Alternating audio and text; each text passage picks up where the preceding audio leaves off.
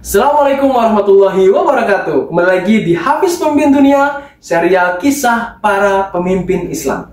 Alhamdulillahirabbil alamin. Segala puji bagi Allah, Tuhan semesta alam.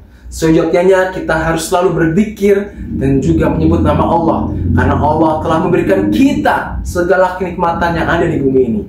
Salam serta sholawat tak lupa mari kita haturkan kepada baginda Muhammad SAW yang telah membawa umat manusia dari zaman penuh kegelapan, kejahilian, kebodohan menuju zaman yang terang benderang, kemudian zaman yang penuh kemenangan. Alhamdulillah. Bagaimana kabarnya para Hafiz Pemimpin Dunia? Sehat? Alhamdulillahirabbil alamin.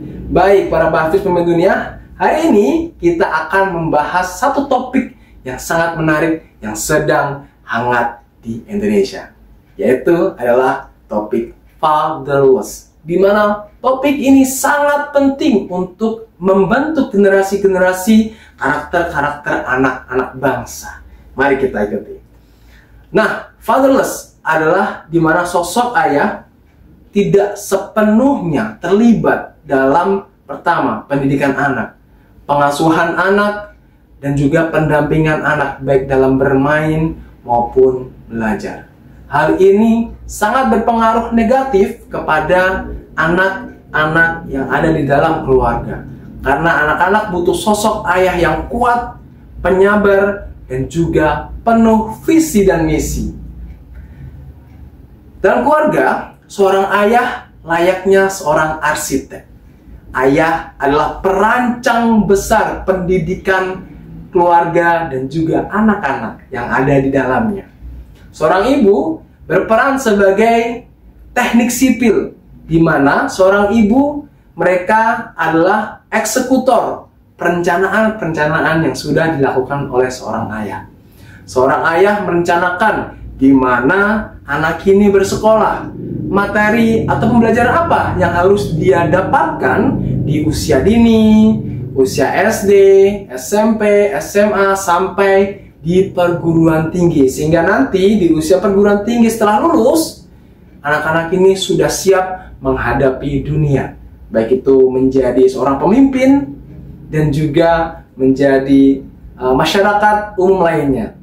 Nah, ketika ayah tidak hadir dalam pendampingan anak, baik itu pembelajaran, belajar, bermain, dan sebagainya, maka bangunan-bangunan tadi tidak akan terbentuk.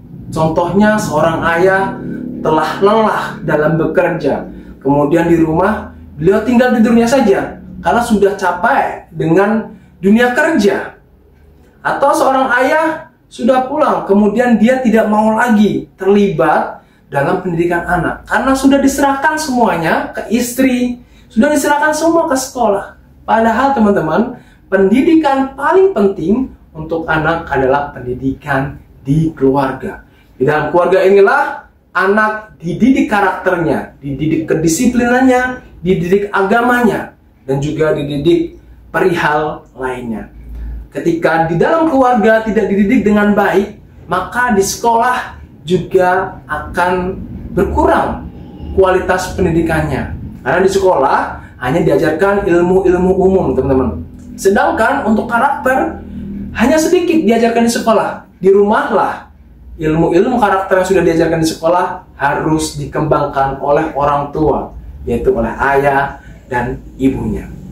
Hal ini berbanding terbalik dengan apa yang terjadi di Swedia tahun 2010, dimulai dari tahun 2010 budaya ini, yaitu ada budaya latte death, di mana seorang ayah di tangan kirinya mendorong troli yang ada anaknya di dalamnya. Kemudian di tangan kanan beliau memegang secangkir kopi latte sambil berbincang dengan ayah atau ibu lainnya sambil untuk mengasuh anak. Nah, hal inilah yang sangat penting di dalam keluarga. Namun ternyata teman-teman, 1400 tahun lebih Nabi Muhammad SAW sudah mengajarkan kita sebagai umat Islam bagaimana harus menjadi seorang ayah, kakek, seorang pemimpin agama, pemimpin negara, dan juga pemimpin lainnya. Nabi Muhammad sudah menjadikan diri beliau sebagai role model. Beliau adalah uswatun hasanah, sebagai contoh yang baik. Rasul Muhammad SAW menjadikan diri beliau sebagai model. Kemudian beliau ajarkan ilmu-ilmu kepemimpinan, ilmu-ilmu agama, adab, tata krama kepada keluarga. Tidak hanya dengan teori atau hanya menyuruh, tetapi beliau selalu mencontohkannya dengan praktek yang jelas, sehingga keluarga ini, keluarga Rasulullah SAW ini percaya bahwa Rasulullah benar-benar menjadi seorang pemimpin yang baik. Dari Nabi Muhammad dan keluarga diturunkan kepada keluarga Muslim lainnya, diturunkan kepada keluarga sahabat lainnya. Para sahabat, ya para ayah, mencontoh Rasulullah SAW. Baik bagaimana Rasulullah SAW memperlakukan keluarganya, bagaimana beliau berbicara, bagaimana adabnya, dan bagaimana ketika terjadi konflik di dalam keluarga.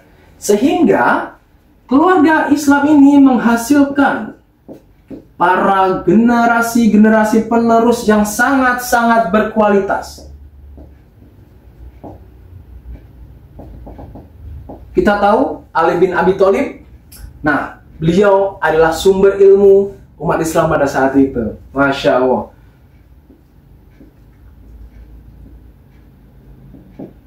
Dari generasi-generasi berkualitas ini, sehingga semua elemen masyarakat, karena memang mencontoh kebaikan dari Rasulullah SAW yang memiliki sifat amanah, sidik, fatonah. Nah, kemudian masyarakatnya pun terbentuk dengan sifat seperti itu.